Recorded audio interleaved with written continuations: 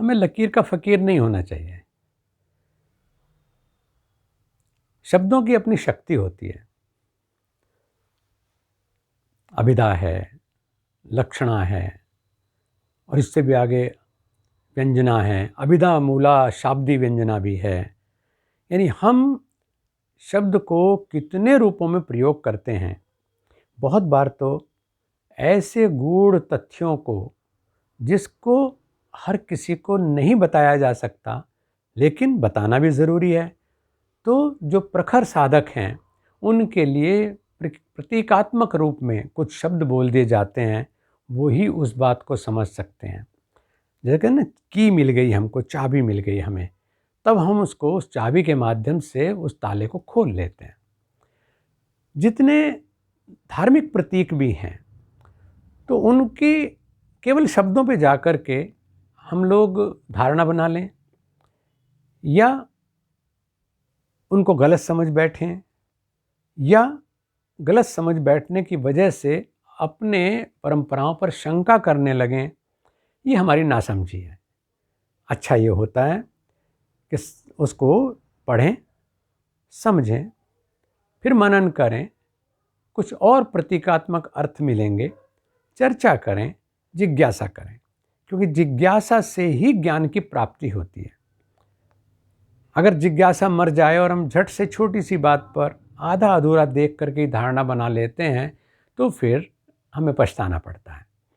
और हमारी जो आस्था है, हमारे माता पिता, हमारे दादा और इसी परंपरा में और पीछे चले जाएं तो हमारे ऋषि लोग, जिन्होंने जीवन में तप करके, तपस्या करके जीवन सूत्रों को पाया है और उन सूत्रों को हमारे लिए उन्होंने सरलीकृत करके पुस्तकों में दे दिया, ग्रंथों में दे दिया, तो उनका भी वो अपमान है।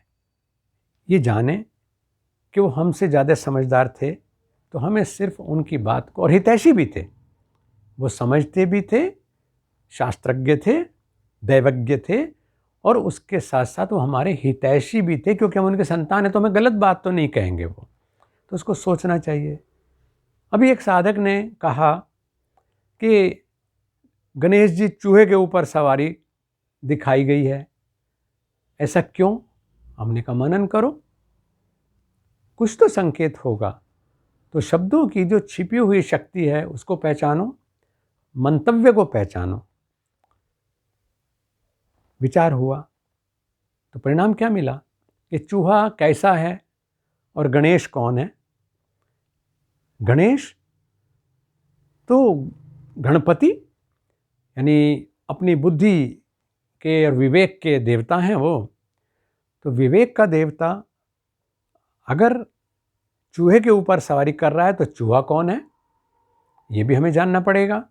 ऐसा तो नहीं इतने भीमकाय जो गणेश जी हैं वो एक चूहे के ऊपर बैठेंगे, तो ये तो नहीं समझ में आएगा, क्योंकि अगर शब्द तक सीमित रह जाएंगे तो अविश्वास पैदा होगा, भ्रम पैदा होगा। इसलिए उसकी गहराई में जाने की कोशिश हमें करनी चाहिए। चंचलता हमारे भीतर किसका स्वभाव है? चंचल मन। चंचलता मन के लिए आती है।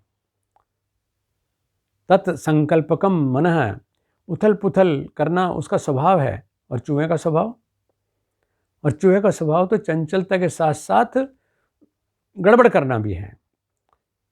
उसका कोई फायदा नहीं होता, लेकिन फिर भी वो आपके बहुत मूल्यवान कपड़े, मूल्यवान दस्तावेज, यहाँ तक कि आपके फर्नीचर को कुतर देता है। उसका लाभ नहीं है उसमें, चंचलता है उसमें। तो चंचलता के ऊपर, मन चंचल है, चूहे की तरह से चंचल है, तो उसके ऊपर हम कैसे नियंत्रण करें? उसके ऊपर नियंत्रण होता है विवेक के द्वारा। विवेक अगर हमारा साथ दे रहा है तो फिर चूहा हमारा कुछ नहीं बिगाड़ सकता, हम उसका इलाज खोज के रखेंगे। तो अगर गणेश जी की सवारी चूहा है तो इसका मतलब ये है कि चंचल मन के ऊपर विवेक यानी बुद्धि का वर्चस्व होना ही चाहिए।